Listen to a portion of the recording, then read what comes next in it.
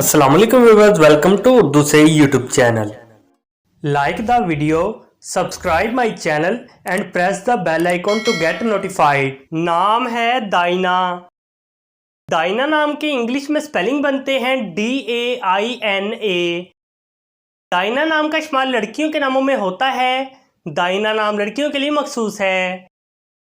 दाइना नाम का मजहब मुस्लिम है। दाइना नाम के मायनी हैं अता करने वाली, कर्जा देने वाली, बख्शने वाली। दाइना नाम के इंग्लिश में 5 हरूफ हैं और ये एक लफ्ज़ है। 5 वर्ड्स एंड 1 लेटर। दाइना नाम के उर्दू में 5 हरूफ हैं और ये एक लफ्ज़ है। अपने नाम का मीनिंग जानने के लिए कमेंट बॉक्स में लिखिए। चैनल को सब्सक्राइब कीजिए, वीडियो को लाइक और शेयर कीजिए। Thanks for watching.